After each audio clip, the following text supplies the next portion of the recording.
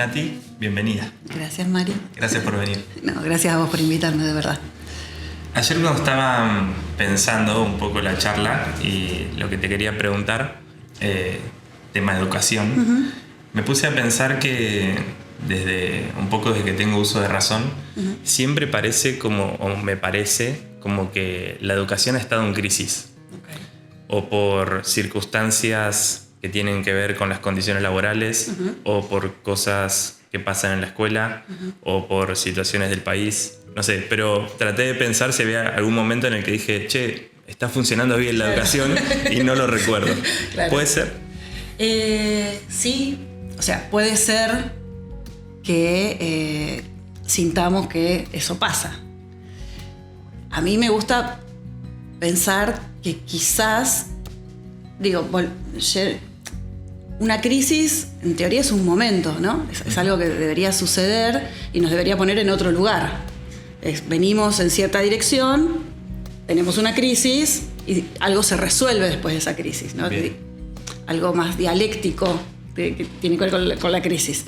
Si siempre estamos en crisis, estamos en crisis. Claro. ¿No?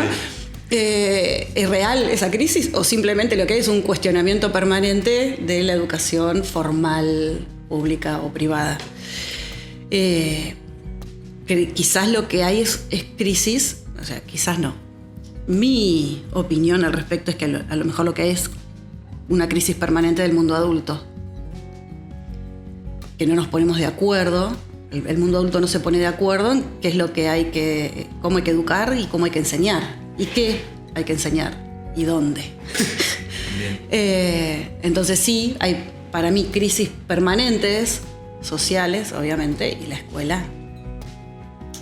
A ver, la escuela es como el sismógrafo, ¿no? O sea, no genera el terremoto, pero lo mide. O sea, el terremoto sucede y la escuela, mide el cimbronazo y dice, acá está pasando algo.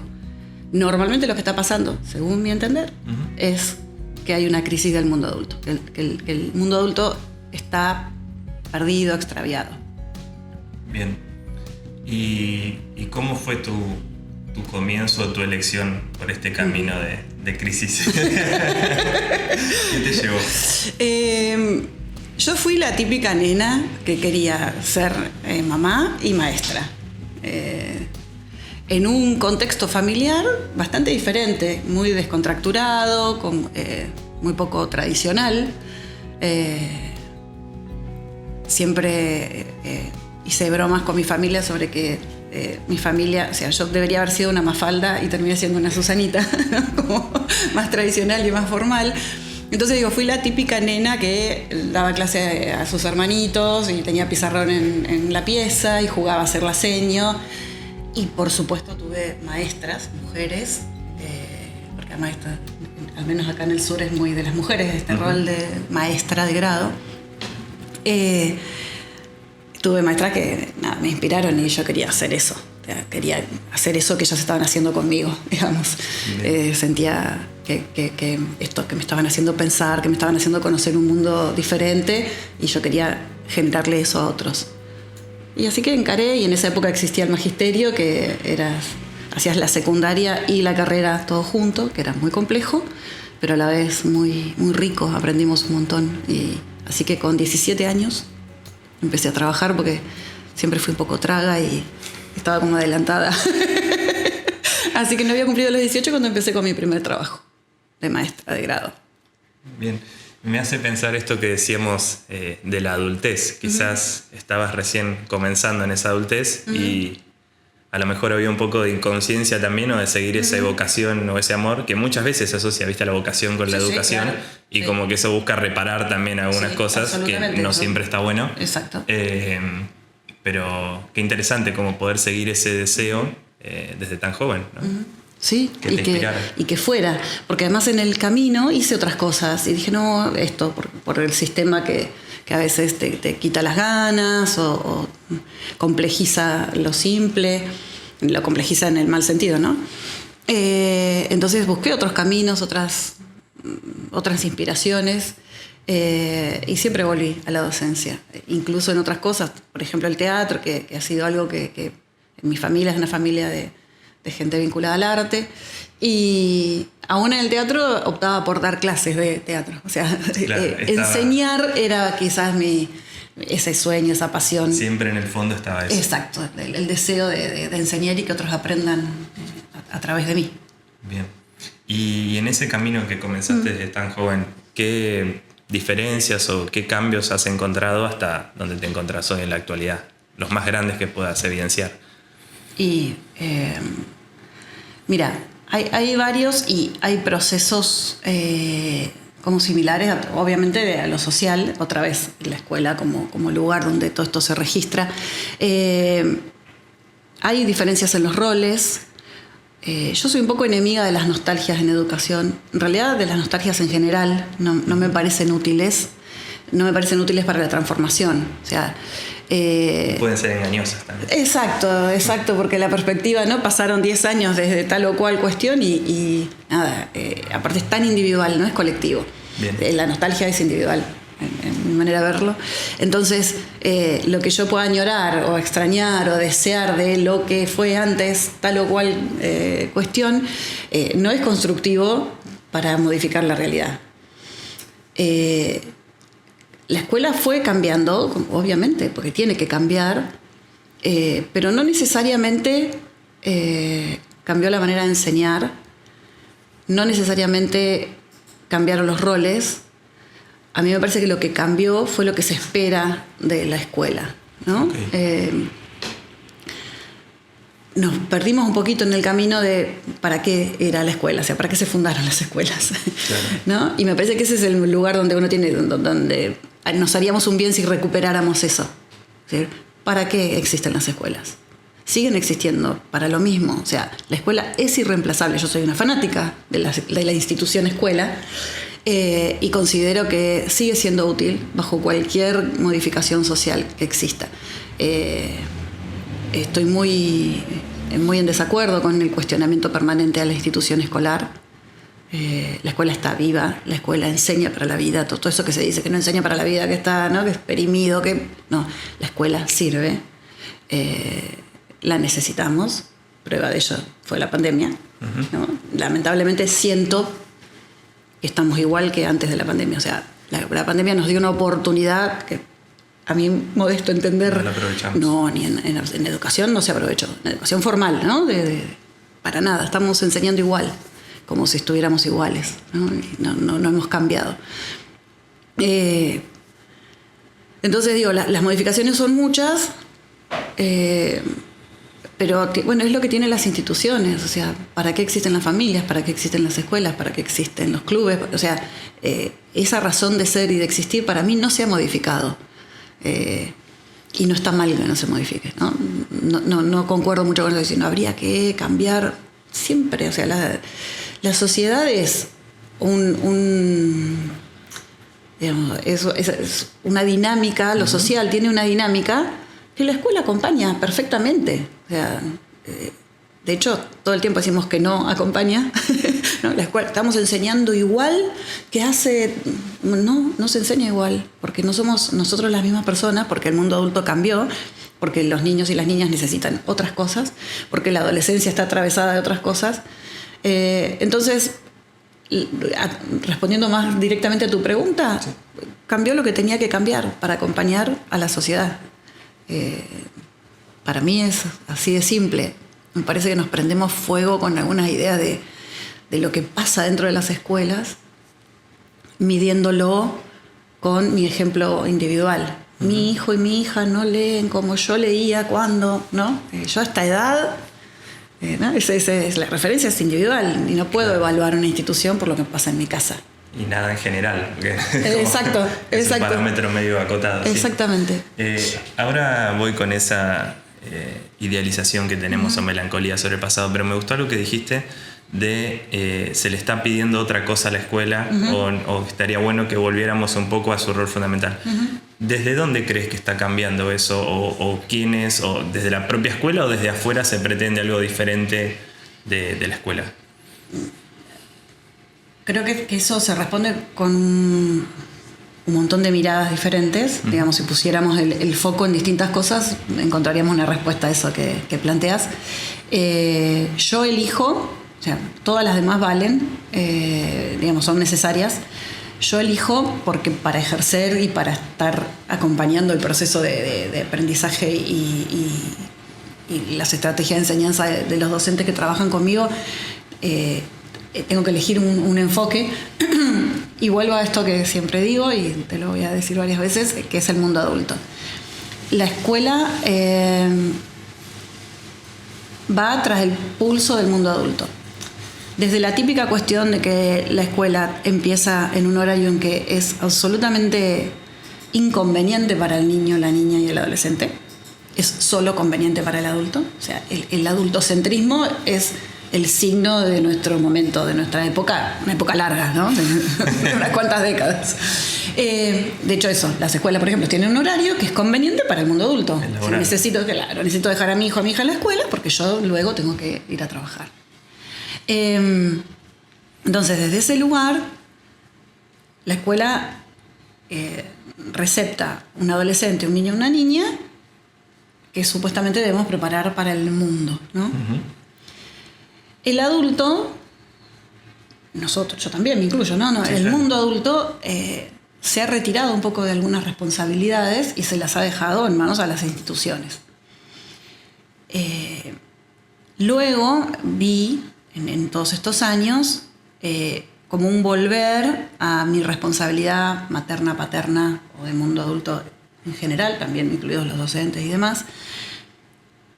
Pero en esa vuelta hay como una sobreprotección de que el mundo no duela, de que el mundo no sea tan complejo, de un manejo de la frustración, para mi gusto, equívoco, ¿no?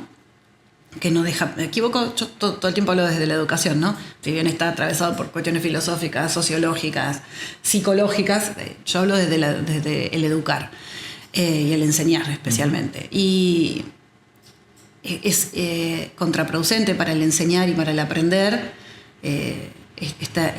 evitar el mundo porque me duele, ¿no? El mundo va a doler. Claro. Y yo no creo que la escuela tenga que preparar para la vida.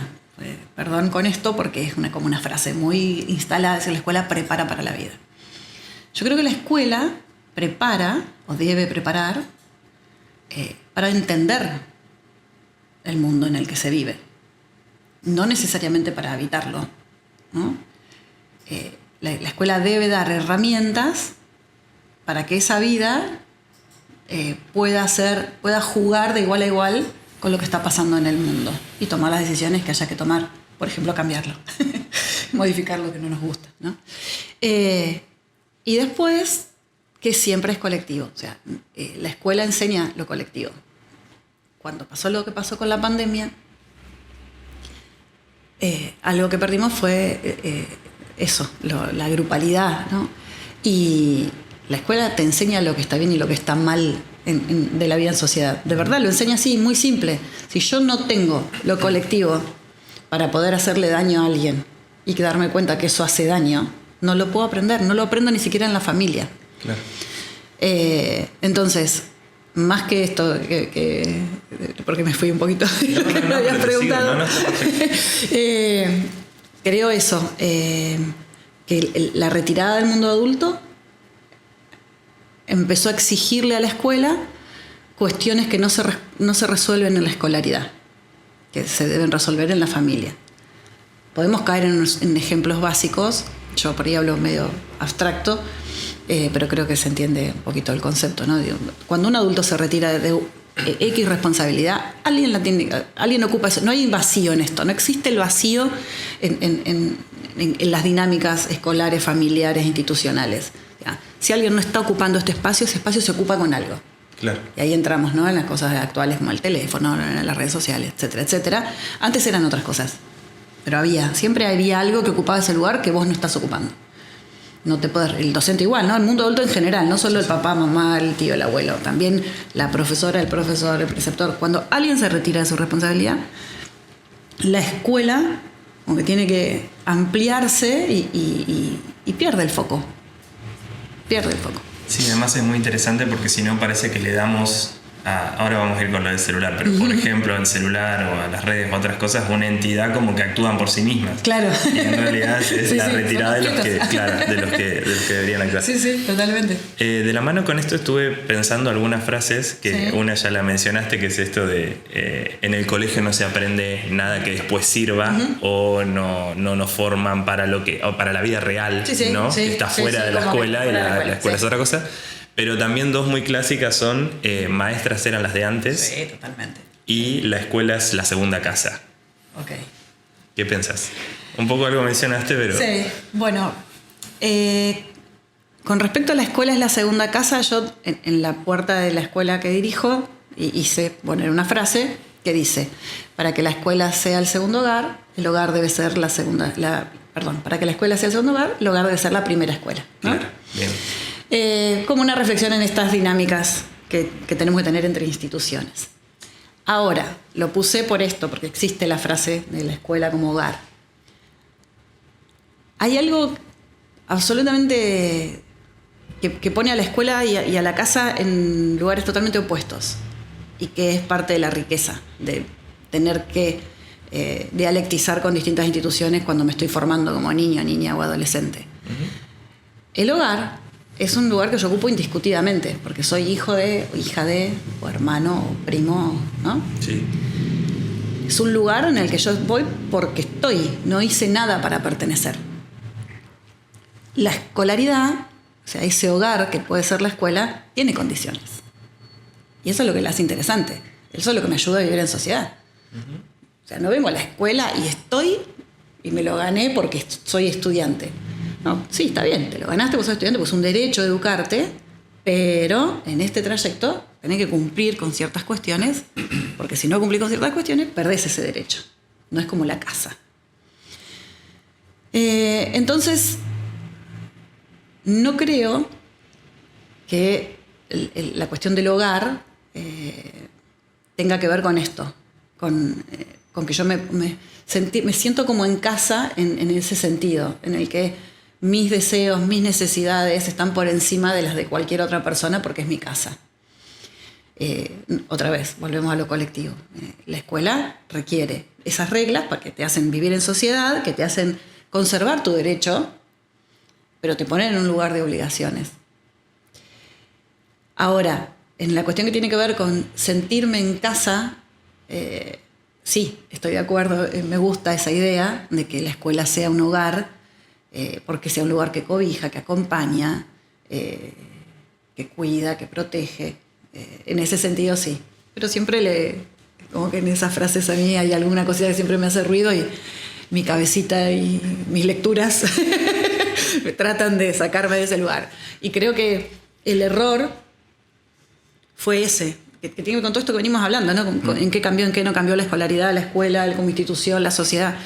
Entendíamos que un segundo hogar implicaba mismos derechos y mismas obligaciones, y no es así. Es otro tipo de hogar, si querés. Me parece. Y con respecto a las maestras que eran las de antes, bueno, yo soy una de las maestras de antes, no soy joven.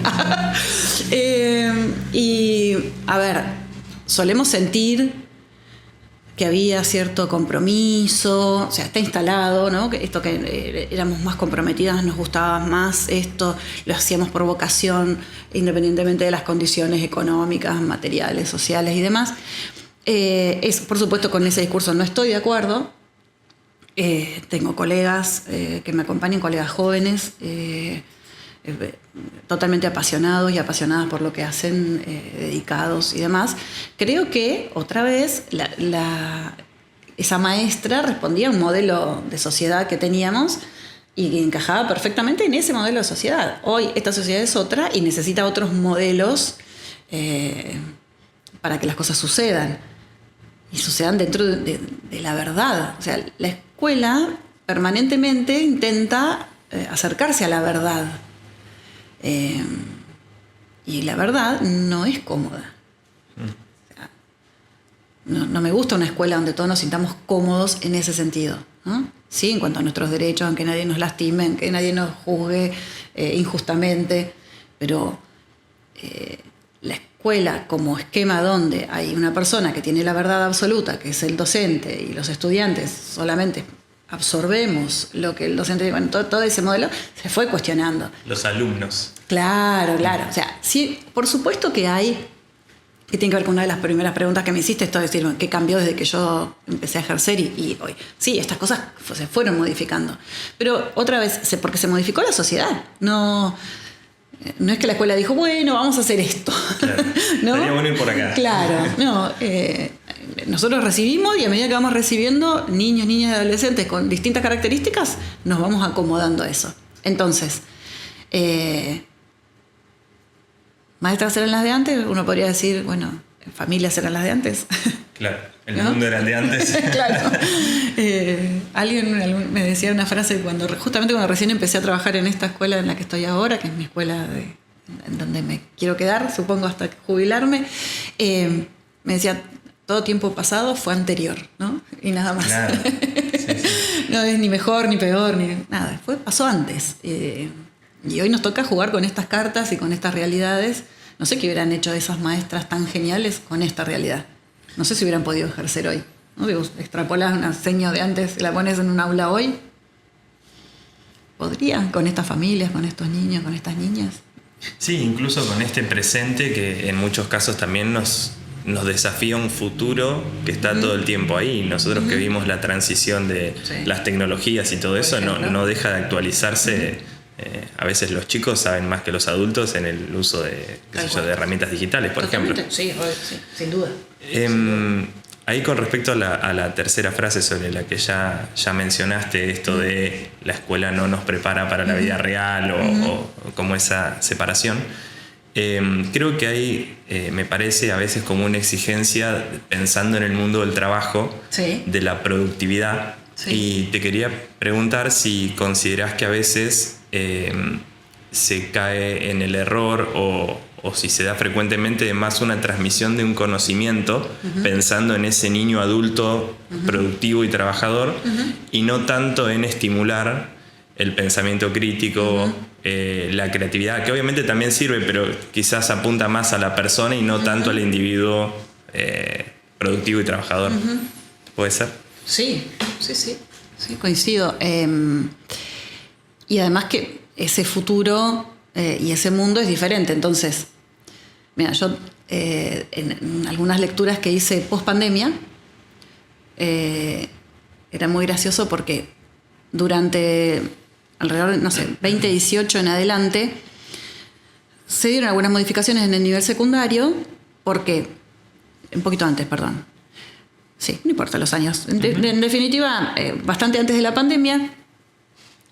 ¿Por qué? Porque se decía que Argentina necesitaba ingenieros e ingenieras, ¿no? O sea, ese era el perfil del egresado que se buscaba, ¿no? Con respecto a esto que decís del mundo laboral, la productividad y demás. Entonces se necesitaba gente, ¿no? Es una carrera muy hermosa, ¿no? La ingeniería, y tiene además mucho de creativo y tiene varios lugares de aplicación y se puede ejercer en distintos lugares. Entonces, los diseños curriculares y demás empezaron a tener como ese sesgo, ¿no? Políticas educativas, está perfecto. Vino la pandemia. La profesión más requerida fue la fonoaudiología después de la pandemia. Porque niños, niñas y adolescentes, al no tener un otro permanentemente de registro, hay muchos problemas de habla que todavía se ven en las aulas, ¿no? Claro. ¿Y qué hacemos los ingenieros? O sea, no estaba mal esa política educativa que pensaban que lo que se iba a necesitar en un futuro. Pero bueno, y esto ha pasado en la historia en mucho tiempo. Esto es como más significativo. Y faltan fonoaudiólogos y fonoaudiólogas porque, de hecho, no sé si acá mismo entre el EU falta gente para trabajar con esos trastornos del habla. Especialistas en esto. Falta gente ahí, pero falta. Entonces, tenemos una escuela que prepara para el futuro, supuestamente, para la vida productiva, laboral, etcétera, del adulto, y de golpe soy un ingeniero y nos cambió el mundo. Y tendría que haber sido fonoaudiólogo. Entonces, más que preparar para el mundo, para mí lo que la escuela debe hacer es enseñar a comprender el mundo en el que se vive, que es un poco más ambicioso, si querés. Y un poco más abstracto también. pero lo puede hacer con las herramientas que la escuela tiene hoy. No necesitamos cosas nuevas. Con lo mismo, dejar el diseño curricular como está, las grillas horarias, dejarlo todo como está, así como está, se puede todavía enseñar a esto, a interpretar el mundo, en vez de combatirlo, que para mí es el gran error, enojarnos con la realidad. A mí también me enoja, sigo protestando, no es que no. Pero en vez de enojarnos tanto con esta realidad, generar herramientas para entenderla, para comprenderla, y para yo ser un ser que puede adaptarse, que vengo perfil ingeniero y de golpe me doy cuenta que no. Y después, lo mucho más abstracto, que tiene que ver con conectar a cada persona con lo que debería ser en la vida, ¿no? Que es que lo conecte con una pasión. O sea, esta es mi pasión. Esto es lo que me pasó a mí. A mí me gustaría que le pasara a todos los estudiantes que pasan por mi escuela lo que me pasó a mí. Siempre quise hacer esto y puedo hacer esto y lo puedo vivir todos los días con alegría, con emociones, con pasión. Entonces me parece que una escuela que prepare más para eso, ¿no? Sino también la típica de la escuela de enseñar a pensar. Bueno, yo siempre digo lo mismo, todo el mundo piensa. No hay que enseñar a pensar. Eso también es otra de las frases. Uh-huh. Otra cosa es el pensamiento crítico. Otra cosa es aprender a leer los datos de la realidad. Pero pensamos todos. O sea, claro. La escuela no enseña a pensar, ¿no? La escuela enseña estrategias. La escuela desarrolla estrategias de interpretación, de modelización, de hipotetización, lo que quiera. Pero a pensar pensamos todos. La gente que no va a la escuela piensa. Una persona que no se haya podido institucionalizar o haya elegido no hacerlo, piensa. Bueno, bien. Me fui un poco otra vez. Perfecto. Y además me invitas a pensar un montón de cosas, pero por ejemplo, esto de cuando hay modalidades, uh-huh.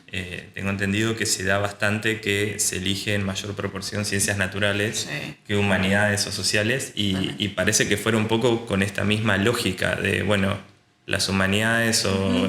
no sirven para el mundo real o no Exacto. Son ciencia. Exacto. Y creo que lleva un poco a eso.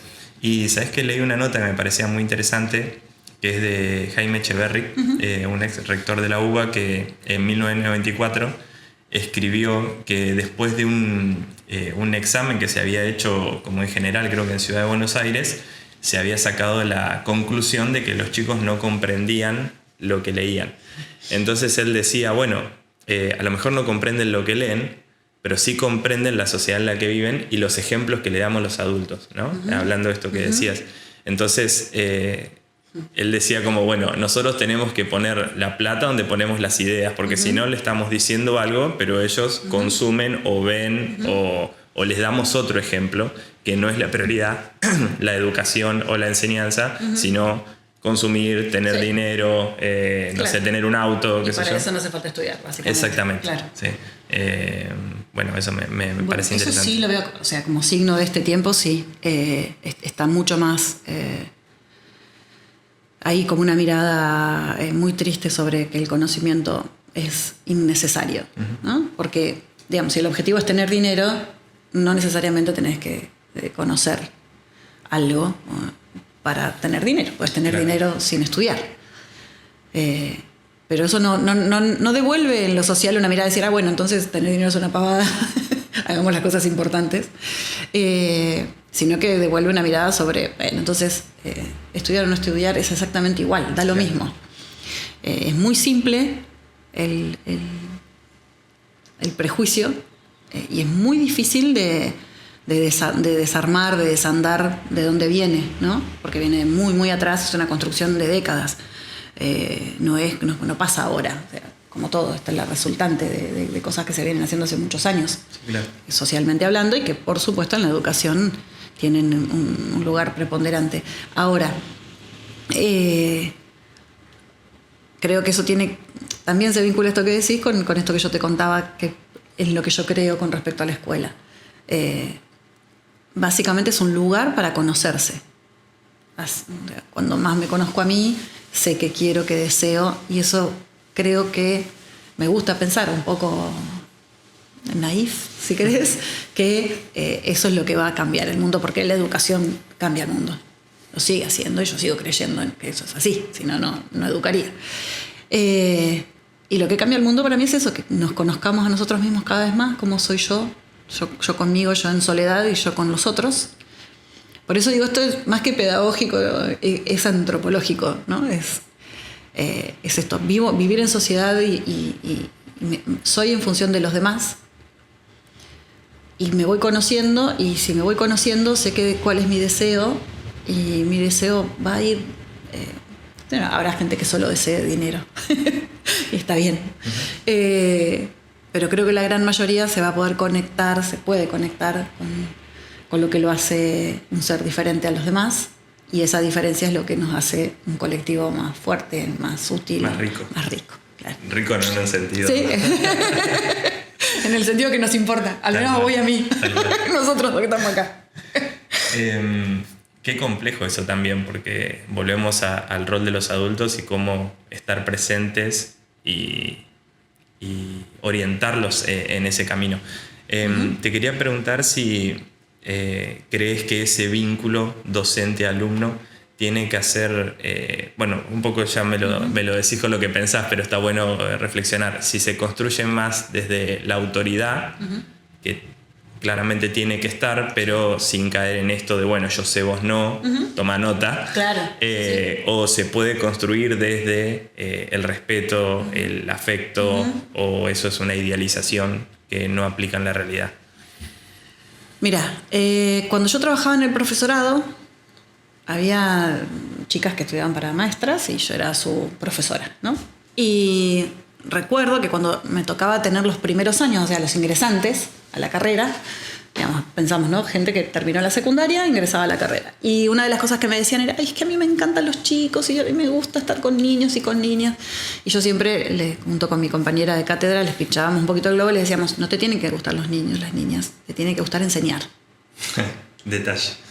Te pueden encantar los chicos, porque no es lo mismo enseñar que jugar con los niños y las niñas, que está bárbaro, o sea, también el juego enseña, pero...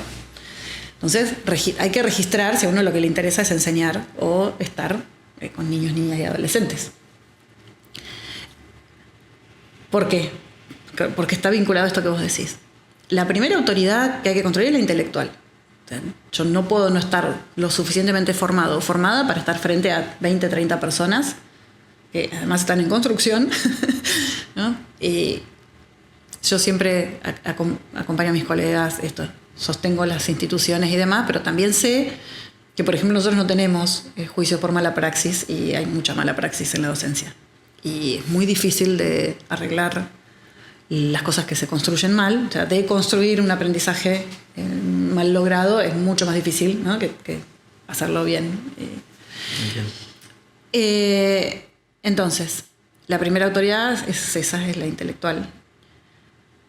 Después hay una cuestión que es intangible, que es esto, es decir, si hay un docente que llegó a esta profesión desde este lugar donde esto le apasiona y cree en lo que está haciendo, esa es otra autoridad que tiene que ver con lo emocional. Es decir, mira, esta persona está fascinado con lo que está enseñando, yo quiero esto, ¿no? Que fue en definitiva lo que me pasó a mí como niña, cuando miraba a mis maestros y decía, ay, ¿cómo sabe matemáticas esta maestra mía? Y cómo le gusta que yo aprenda. Y después está esta cuestión de lo emocional, llamémoslo así en general, porque es como muy amplio, pero en definitiva tiene que ver con que me importe el otro, o sea, el registro del otro. O sea, creo que no hay nada mejor para un estudiante que ser registrado por el adulto que está en el aula, incluso para retarlo, para condicionarlo, para sancionarlo, pongamos todas esas palabras que están vinculadas a la autoridad. O sea, existo en tanto el otro me está registrando. Por eso a veces pasa que los chicos se portan mal en la escuela y en la casa son re buenitos, decís, ¿pero cómo? Y la familia viene y te dicen, pero en mi casa no hay. No, bueno, probablemente no lo haga, porque en tu casa no necesita que lo registren, ya lo registraste bien como mamá, papá. Acá en la escuela necesita ser visto. Bueno, pueden pasar otro montón de cosas, pero bueno, sí. Vamos con esa idea. Uh-huh. Entonces, esa construcción de autoridad es multifactorial, ponele. Y para mí lo más complejo es sostenerla. Porque de verdad es frágil. La autoridad es frágil. Más que nada en el mundo adolescente, ¿no? Vos te pones frente al estudiante, enseñás, aprenden, vamos a decir que las cosas suceden así, que no siempre sucede, pero vamos a hacer de cuenta que yo enseño y vos aprendés, está todo fantástico entre nosotros, donde yo me desvío 1 centímetro, así vos te hayas desviado 200 centímetros, cuando el adulto se corre un poquito porque es un ser humano, ¿no? Y porque pensó mal, lo hizo mal, se olvidó, se equivocó, se rompe y hay que volver a empezar. No es permanente, o sea, la construcción de autoridad es... Creo que cada día, todos los días tenés que volver a empezar. Sí, todo el tiempo, todo el tiempo. Si está el factor afectivo, lo que ganamos en ese terreno, no hay retroceso. Cuando hay, además, están puestas mis emociones en el aula y estoy registrando las emociones de mis estudiantes, no desde un lugar de amigos, no desde un lugar donde eso sea lo más importante, porque creo que no hay que confundirse con eso. Como todo en educación, ¿viste? Nos íbamos desde un lugar donde yo entraba al aula, mi primer año de clase, yo entraba al aula y los chicos se paraban. Claro. Decían, buenos días, señorita, así. Sí. Digamos, no hay que ir hasta ese lugar, pero todo pasa en educación así, ¿no? Vamos para acá, todo para un lado, después todo para el otro, y después encontramos una media. Está bien. Con respecto a la construcción de autoridad pasó eso. Empezamos a... que también pasó en la sociedad, otra vez. O sea, no es una responsabilidad única. Creemos que para no ser autoritario hay que ser recopados, amigos de los chicos, hacer ese papelón de creernos adolescentes o creernos pares de nuestros estudiantes. Y si no lo sos autoritario, ¿no? Claro. Entonces, volviendo a la cuestión. Yo lo que creo que fue sucediendo en la sociedad y por tanto en las escuelas es que los adultos, al retirar nuestras responsabilidades, entendimos que ejercer una autoridad empática y afectuosa tenía que ver con no exigir, no imponer. Y o sea, los estudiantes necesitan ciertas seguridades. Es un terreno muy inseguro decirle a un niño o una niña, hacelo como quieras, fíjate, yo no sé lo que está bien o lo que está mal porque vos vas a ver lo que está bien o lo que está mal en la vida. O sea, eso es retirarte de la responsabilidad. Eso no es ser, no es tener una autoridad flexible o llamarla como quieras. Hay un montón de nombres en los que no quiero caer, no técnicos, que son, porque si no, no se va a entender, pero eso no es ejercer la autoridad con responsabilidad. Eso es desentenderte vos de tu responsabilidad adulta. Claro. ¿No? Y después está el adulto que acompaña en el hogar, la familia, que a veces no contribuye a esta construcción de autoridad escolar, ¿no? Creo que nos fuimos un poquito del eje en esto de condición. O sea, al estar el conocimiento en duda, todo está en duda. Entonces, desde los adultos también abonamos esta cosa de, bueno, no sé si era tan así que en los alemanes en el siglo XIV, no, está bien, sí, si el profesor dijo los alemanes en el siglo XIV tal cosa, dale, o sea, dale. Otras cosas sí podemos cuestionar, pero no es todo cuestionable, porque si todo es cuestionable, no hay una verdad. No hay asidero en nada. Claro, ¿a qué verdad? La búsqueda de la verdad termina siendo totalmente relativa, porque como cada uno tiene una verdad, ¿no? Y otra vez, viste, ya no es tanto, no es pedagógico, es filosófico, es atravesado por un montón de cosas. Eso es lo que tiene de maravilloso la escuela. Podés ponerle la mirada que quieras. Pensaba esto que dijiste al principio de la autoridad intelectual que debe tener el docente o el profesor. Eso es indiscutible, no se puede. Bien, pero también, digamos, por ahí dar lugar a la voz del joven o del estudiante o decir no sé, decirle... Soy profesor de historia, pero ese dato no lo sé. Tengo, sí. ¿Debilita la autoridad? No, para mí la fortalece. Okay. Por eso, porque en realidad no importa el docente y el alumno, importa esto, la verdad, importa el conocimiento. Digamos, si el conocimiento es infinito, hay miles de teorías de conocimiento que vos conocerás que nos explican por qué es infinito. Entonces, si yo no lo dejo cuestionar al adolescente, supongamos que por ahí es el más cuestionador desde ese lugar, le estoy diciendo, no hay nada para vos acá. Este micrófono es este micrófono, funciona así, listo. Y entonces desde qué lugar se va a apasionar en esta búsqueda de la verdad el adolescente o la adolescente. El poder decir no sé, socráticamente hablando, abre una puerta enorme, ¿no? Abre una puerta enorme. Y no es falta de autoridad. Para mí es todo lo contrario. Genera...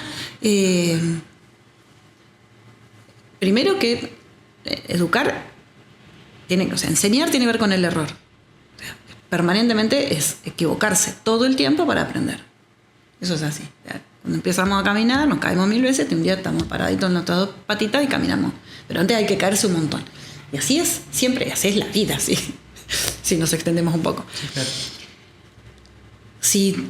Si el docente no es falible, implica que entonces no hay posibilidad de equivocarme, yo, alumno. Entonces, yo, alumno, no me puedo equivocar, porque equivocarme implica no aprobar. Otra vez, ponemos el eje en aprobar y no en aprender. Un docente que dice no sé, está poniendo para mí el eje en el aprender. No sé, bueno. Sí, incluso abre la posibilidad de, bueno, veámoslo juntos. Obvio, ni hablar. O contámelo vos, si lo sabés, ¿no? La clase que viene lo vemos. Claro. Yo investigo por mi lado, vos por el tuyo, y vemos, a ver, preguntarle a otros, preguntarle a colegas. Viste que en nuestra profesión tiene poca práctica compartida. Somos muy celosos, ¿no? Las cosas suceden en el aula a puerta cerrada entre los estudiantes y uno, y el resto de los colegas no nos dejamos. Viste que en otras profesiones hay, ¿no?, sus ateneos, sus lugares así donde discuten la práctica. Sí. Los docentes somos un poco conservadores en ese sentido, nos cuesta. Pero bueno, también el no sé abre esa posibilidad de decir, che, vos, colega, ¿cómo hiciste con esto? Porque no puedo. Eso también habilita un montón de cuestiones que tenemos por práctica censuradas. Hay una charla de BBVA de Aprendemos Juntos, de un maestro, él se define como maestro español, Fernández Bravo. Está muy buena en YouTube por si la quieren buscar, es genial. Y él dice que uno no enseña lo que sabe, sino que uno enseña lo que es. Y pensaba esto, ¿no? O sea, si vos te quedás en lo que sabés o no sabés y no das la posibilidad de decir no sé, también es esto. Además creo que en la actualidad también, bueno, ahora voy a ir con lo del celular, pero le tenemos o inculcamos, y creo que los chicos también le tienen mucho miedo al error, al fracaso, Sí, tal cual. a la frustración. Es como... Y por ahí en los chicos que están en quinto, sexto, que al año siguiente ya tienen que dar ese paso de empezar a trabajar o rendir un final o lo que sea, es como, si me va mal en la primera materia, ya está. Me equivoqué, no era acá. Para mí va muy de la mano eso que decíamos del mundo adulto, es muy esta cosa de no quiero que sufras, ¿no? Yo soy mamá de 3 y digo, no quiero que sufran, de verdad, me lo volvés a preguntar y te lo vuelvo a decir, no quiero que sufran. Ahora, no sé, es un imposible y no te prepara para la vida, esta famosa cosa, ¿no? De la escuela preparando para la vida. Bueno, si queremos que nuestros hijos tengan herramientas para habitar este mundo, necesitamos que les vaya mal y que aprendan desde ese lugar, desde el error. Lo que pasa que, bueno, son un montón de cosas, pero Sí. claro, porque se abre, viste, Trato de hacerlo ordenado, pero bueno. pero es que es un tema que el adulto que no aprendió a manejar su propia frustración, ¿no? ¿Cómo puede albergar la frustración de un hijo, una hija o un estudiante? Es imposible, porque aprendió que está mal. Aprendió que está mal equivocarse, aprendió que está mal no saber, aprendió que está mal que te vaya mal en la vida, Claro. ¿no? Y que te tiene que ir bien, pero para que te vaya bien, Messi. Claro. ¿No? Tenés que dar y un día sale, o sea. Claro, sí. Pero no es así, no pasa mañana porque yo puedo hacer todo bien incluso y que los resultados no sean los que necesito tener. Bueno, pero ahí volvemos al proceso o a los resultados. Exacto. Si me quedo con el resultado y no con todo el proceso que me llevó o no. Exactamente, pero vos adulto le decís a sus estudiantes, lo dijiste recién, están en quinto, sexto año, ya van a estar en la facultad. O sea, nosotros y a los niños y las niñas igual, nosotros los preparamos para lo que va a venir todo el tiempo. Les pedimos que tengan la cabeza puesta en un futuro que desconocen, que nosotros mismos desconocemos, y les prohibimos el presente, nosotros. Después nosotros nos hacemos grandes y decimos, hay que vivir el momento, hay que vivir el momento.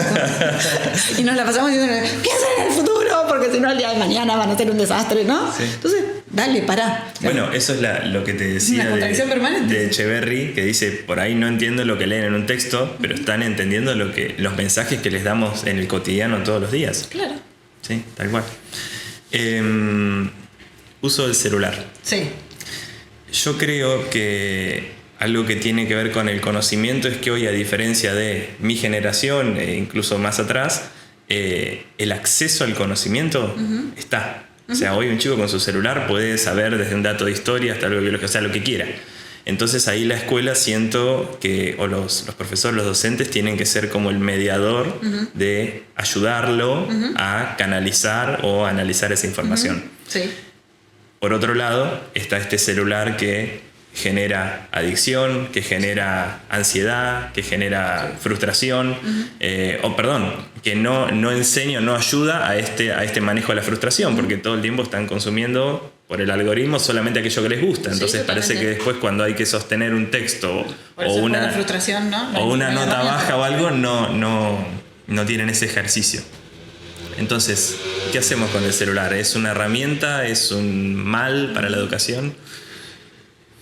Yo sé que lo que importa es responderla sobre lo que está pasando hoy, ¿no? Digamos, uno tiene que responder en el hoy, en el 2026, ¿qué hacemos con esto o con aquello o con lo que sea? Porque siempre hay algo en educación que nos está, ¿no? Siempre hay una crisis. Pero a mí me gusta, siempre que pasan estas cosas, preguntar, o sea, ir hacia atrás. La famosa frase esa de volver al origen no es retroceder, ¿no? Hay que volver al origen de las cosas. Y a mí me gusta más preguntarme por qué un adolescente necesita estar solo con un aparato muchas horas de su vida. Yo creo que es el celular, pero si hubiera sido, no sé, chupetines, o sea, el objeto en sí mismo sí tiene su poder, y ahora hablamos de eso si querés. Pero algo nos pasó como mundo que de ese ostracismo normal, esperable a ciertas edades, por el que pasan los adolescentes y las adolescentes, se transformó en este... Yo no creo que el celular haya venido a lastimar el mundo. Yo creo que nosotros como mundo generamos un objeto, ¿sí? Porque estábamos rotos antes, entonces lo que íbamos a producir era un asco.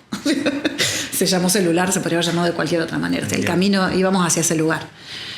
¿Y dónde lastimamos más? Siempre, en los jóvenes. Esto es así, en las infancias. Entonces, creo que mucho del problema celular se resuelve yendo un poquito a eso. ¿Qué nos pasó? ¿Qué nos pasa que tenemos hijos e hijas que necesitan estar aislados tanto tiempo? Porque otra vez hay una parte de eso que es esperable, necesaria, la famosa salida exogámica de la familia, ¿no? Que tiene el adolescente, todo ese proceso que está bien, es rico. Puestos en ese lugar, entonces, todo lo que tenga que ver con patologías y con el uso, ¿no?, poco saludable de los dispositivos electrónicos y del mundo digital, es responsabilidad de todo el mundo adulto otra vez, todo el mundo adulto, familia, escuela, especialistas en salud mental, médicos, médicas, todos los estratos sociales que tengan que un adulto responsable, nos tenemos que ocupar de eso. La escuela no puede educar al margen de lo que está pasando en la sociedad. Otra vez, o sea, no solo no puede, sino que además nos cae, ¿no? Enséñenles educación sexual a los niños y niñas porque está todo mal en la sociedad. Ok, les enseñan. Enséñenles de nutrición porque hay problemas de obesidad. Bueno, les enseñamos. Enseñen robótica. Enseñen robótica porque es lo que viene. Bueno, dale, vamos a enseñar. Enseño, Dios. Me acuerdo que hace no mucho era la papa, era que enseñáramos chino mandarín porque se venía toda la cosa con China. ¿En serio? El chino mandarín en la escuela de Jaime, pero mal. Bueno. Con respecto al celular hay que hacer algo, sí, obvio. Tenemos que ocuparnos del tema en las escuelas también. Prohibir nunca me pareció una alternativa saludable. Nada. Normalmente soy poco partidaria de la prohibición, excepto las cuestiones que socialmente tenemos aceptadas, ¿no? Me refiero a estas cosas nuevas, entre comillas, que van apareciendo en las escuelas. Creo que el uso responsable es lo mejor, porque el estudiante y la estudiante igual va a usar el celular. En su casa, afuera. ¿No? Y está bueno que nosotros desde la escuela aportemos a esto, a reflexionar sobre el uso indiscriminado del celular o de lo que fuere. A educar, digamos. Sí. Nos toca. Y siempre creo que el problema es el consumo, no el objeto, ¿no? De lo que sea. De zapatillas, de sustancias psicoactivas, de dispositivos electrónicos. El problema es que enseñamos a consumir y no nos damos cuenta los adultos, ¿no? Y no, otra vez, no soy nostalgiosa de los tiempos pasados, solo observo lo que ha cambiado y cómo nosotros no hemos cambiado en función de eso. En cuanto al mensaje que vos traías de Echeverry, que me parece muy rico, no importa si consumís algo que te hace daño, o sea, está bien, es peor, ¿no? Por supuesto, una sustancia que te hace mal es peor que consumir ropa. Pero el concepto es el mismo. Es claro. Esta cosa de cubrir, apagar, adormecer algo que me lastima y sobre lo que no quiero mirar, sobre lo que quiero cerrar los ojos y el alma con un objeto o con una sustancia, ¿no? Y nosotros los adultos, otra vez, nos cuesta verlo. Entonces, tenés 2 pares de zapatillas, te compro un tercero, ¿no? ¿Querés tal cosa? Te la doy. No entrenamos los tiempos de espera como adultos. Otra vez, sin la nostalgia del pasado, pero yo quería hacer un viaje al Caribe. Bueno, si quería hacer un viaje al Caribe, ¿qué hacíamos? Juntábamos la plata. Y cuando juntábamos la plata, nos íbamos. Ahora hacemos el viaje y después vemos cómo lo pagamos, ¿no? Y eso es un ejemplo. Está bien, nosotros somos adultos, somos responsables, se supone, de nuestras finanzas, o no, depende del caso, y hacemos lo que podemos con eso. Y está bien, somos adultos, podemos tomar esas decisiones. Pero mientras tanto no le estamos enseñando el camino que sí nosotros hicimos, ¿no? Es como, en algún momento vos y yo lo hablábamos, todas las inteligencias artificiales y demás. A mí me parece un recurso maravilloso, increíble, pero antes tenés que haber aprendido a leer y escribir, o sea, no puede ser que lo haga por vos. Claro. Ya sabes leer, escribir, redactar, ahora le pedí que te haga una nota en el chat y está bien, o sea, no me parece malo, todo lo contrario, te ahorra un tiempo. Con los niños, niñas y adolescentes lo mismo. Si no los entrenamos primero los tiempos de espera, en que la satisfacción tarda en llegar, los educamos para un consumo permanente y que además es la insatisfacción permanente, es la falta del deseo, o sea, no tienen deseo porque no los ayudamos a construir el deseo. Entonces no esperemos que después tengan deseo de una carrera, de saber mucho de un tema, olvídate, no va a suceder. Y no lo hacemos de malos, no somos malas personas que decimos, vamos a arruinarles la vida a esta generación. Nos pasa, pero porque todavía nosotros no hemos resuelto lo que tenemos que resolver.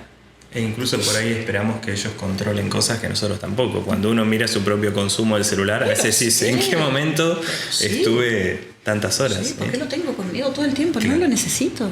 Pero sí esperamos que Como esto que te decía, vivir el presente. Nosotros estamos en una de vivir el presente y a ellos les decimos, claro, pero el futuro, dale.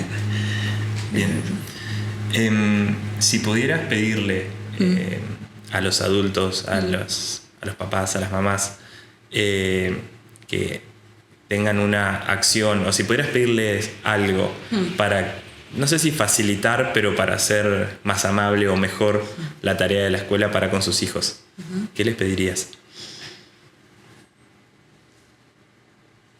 Que tiene que ver con lo escolar, ¿no? O sea, digamos.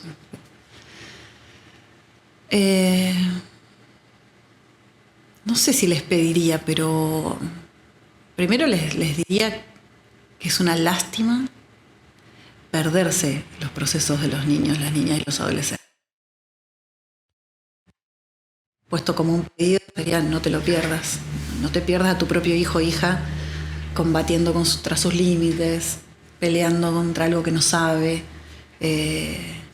aprendiendo a vivir.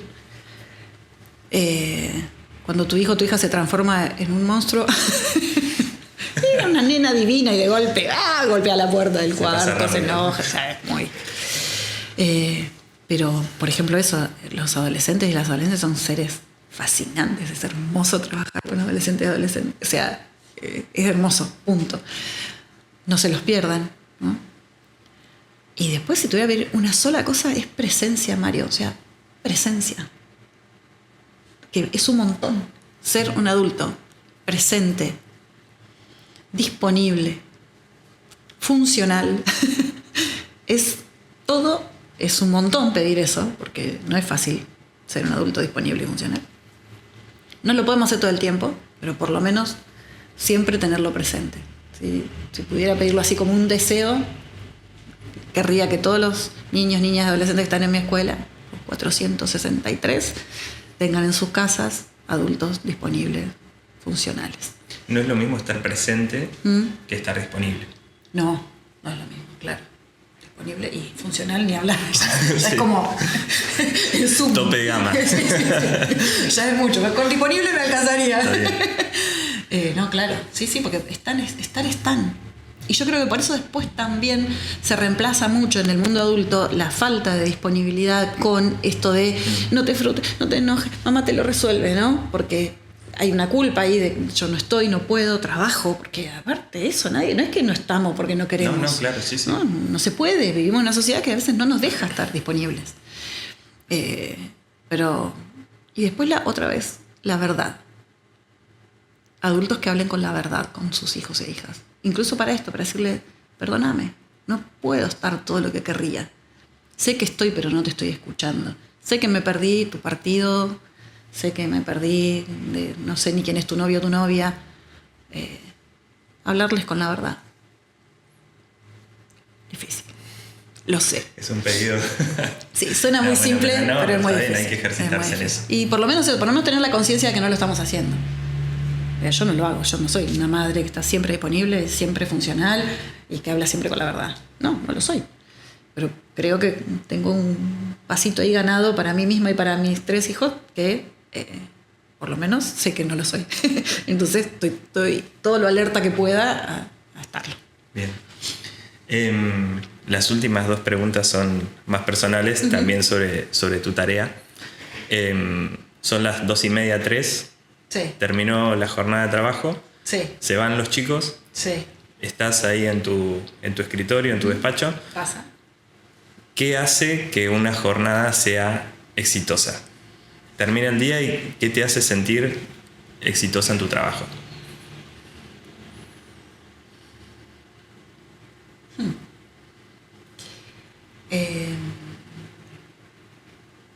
Hay varias cosas, por suerte. No se dan siempre.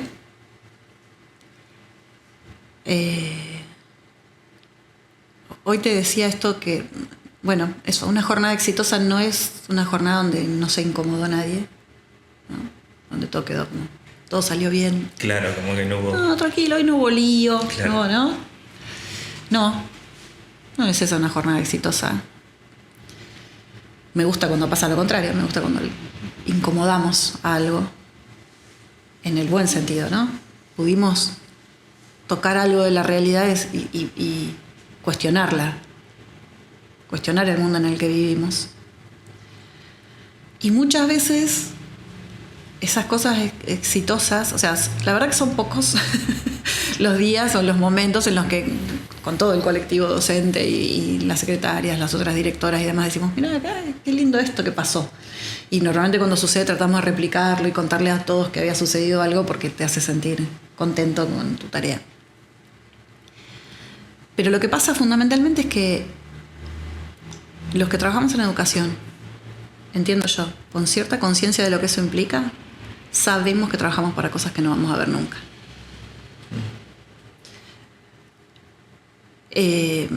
Entonces hay poco registro del éxito, ¿no? Y cuanto más te alejas del aula, ni hablar. O sea, yo estoy en un rol que me encanta, que tiene que ver con la gestión y todo lo que te imaginarás que implica una dirección general, pero el aula es el éxito permanente. O sea, el aula es todo el tiempo recibir, siempre enseñando siempre se recibe mucho más de lo que se da, siempre. Los niños, las niñas y los adolescentes nos cuidan mucho más a nosotros de lo que nosotros a ellos. Entonces, quizás algo tan simple como que el éxito tenga que ver en una escuela con que hubo gente enseñando en las aulas y otro montón de gente aprendiendo. Bueno, pero no es tan fácil. Por esto, porque la sociedad explota en la escuela, ¿no? Lo que te decía, el sismógrafo de la escuela.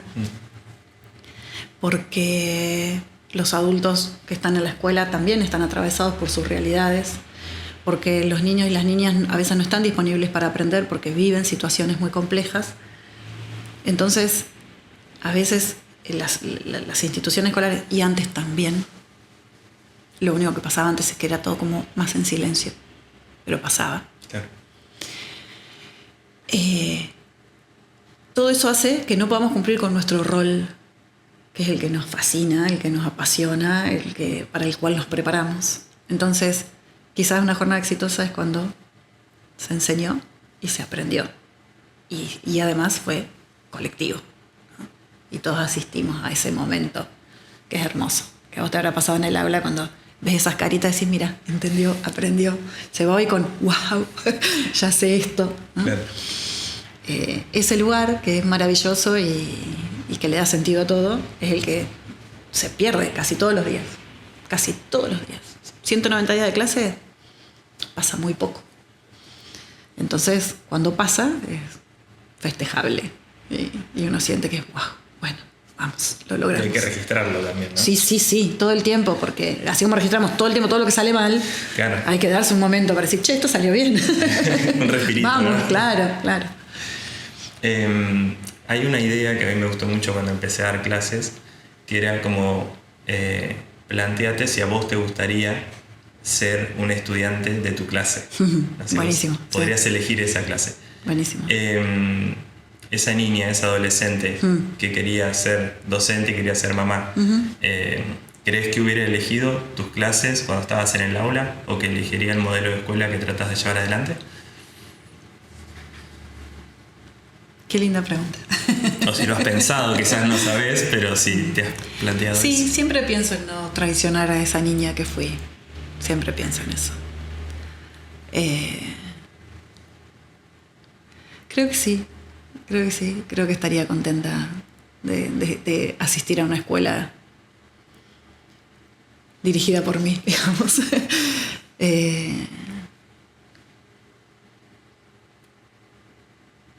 Ahí, a mí me gustan mucho las frases y, bueno, vos también. Sí, quedaste evidencia. Pero bueno, y hay algunas que uno toma, viste, como dogma quizás, y hay una que digo mucho yo, que es de Paul Eluard, que dice, hay un mundo mejor y está en este, ¿no? Y a eso voy cuando hablo de que la escuela tiene que preparar para entender el mundo, para comprenderlo, no para pelearse con él, ¿no? Para decir, es una porquería esta sociedad. No, entender por qué nos pasa lo que nos pasa. Y entonces, entendiendo lo que pasa, uno puede elegir el mundo mejor en este mismo lugar que habitamos. No hace falta pensar que ese mundo mejor va a venir. Está acá.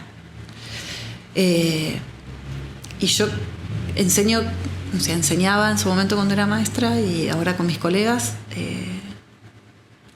para eso, para que los niños y las niñas que están en mi escuela puedan ver un mundo mejor en este mundo, en el que están hoy, en este presente, no en esta proyección que les pedimos permanentemente. Y creo que esa Natalia que iba a la escuela, que le gustaba, que estudiaba, era de esas Natalias estudiosa y de buenas notas. Levantaba la mano. Sí, todo eso. Hacía la tarea, peleaba por la bandera. Esa Natalia necesitaría de este mundo, ¿no? Ofrecido así, ¿no? como posibilidad. No como solamente, después sí rompamos lo que haya que romper, porque también necesitamos las nuevas generaciones para que digan, no, esto no, ustedes están muy cómodos. Pero sí, eso, la presencia de la posibilidad, ¿no? Todo es posible con estas condiciones. Hay responsabilidades, hay pasiones, hay colectivo, hay un otro con el que tengo que dialectizar para vivir en sociedad. Creo que estaría estaría contenta en esta escuela. Levantaría la mano para decirte algo en el aula. Sí, pelearía un poco. Sería de las que incomodaran bien, con sonrisita, pero molestarían un poco a los docentes. Generaría una jornada exitosa. Sí. Al final de la jornada incomodaría lo suficiente como para que yo diga, bueno, estamos haciendo bien las cosas. Sí. Vamos bien. Sí. Bueno, Nati, muchas gracias. No, siempre es un placer escucharte, sobre todo en este tema que tenemos en común, pero que es tan interesante y tan permanente. Lo de la crisis del principio que pensé, obviamente no es algo que pienso todo el tiempo, claro. pero me parecía importante y creo también que es eso, que tiene que ser un lugar que nos incomode sin duda y también que no nos haga olvidar ese niño que fuimos. También pensaba esto al final, ¿no? Es como que vos decías adentro del aula, es lo que recibimos también es no olvidarnos de eso, de volver a jugar, volver a pensar, volver a cuestionarnos cosas o incluso asombrarnos también. Sí, claro, ojalá. Sí. Sí, bueno, te dejo el final para una reflexión o lo que quieras, es tuyo. Que me tiraste al final, pumba. No, bueno, yo primero agradecerte, de verdad, a mí me gusta mucho hablar de estas cosas. No siempre me siento cómoda hablando de esto porque siento que a veces tengo un discurso que no es de todo lo que se espera que uno diga en esto. La educación tiene en su misma virtud el defecto, que es esto, que toda persona que haya pasado por una escuela cree que sabe de educación, ¿no? Nadie entra, supongo yo, a un quirófano y te dice, te voy a sacar el apéndice sin haber estudiado primero. Pero todo el mundo cree que sabe lo que hay que hacer con la educación, ¿no? En esta supuesta crisis en la que vivimos permanentemente. Así que te agradezco mucho el espacio porque me sentí muy cómoda y sentí que podía decir lo que pienso, que es un montón, lo que pienso y decirlo. Pero bueno, justamente me parece que algo lindo como para cerrar es esto.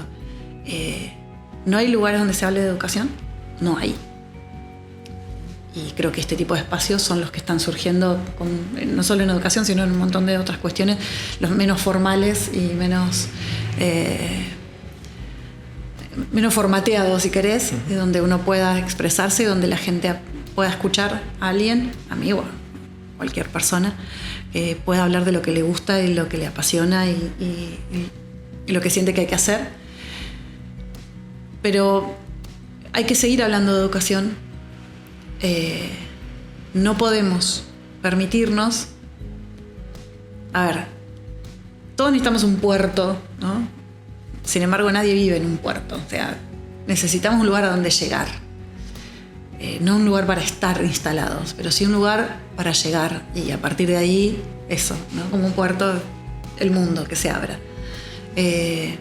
Estoy segura que ese lugar es la educación. En esta sociedad, en la que venga dentro de 50 años, en la que fue, es verdad, es la única herramienta real que puede hacer algo por este mundo en el que vivimos hoy y en el que vamos a habitar 10 años después. Y como en casi todas las cosas importantes de la vida, siempre va a ser un proceso largo. Quizás nos vamos a perder de ver esos resultados. Y siempre tiene que ver con la palabra, con poder decir, con poder poner en palabras lo que pienso, lo que siento, lo que creo que hay que hacer.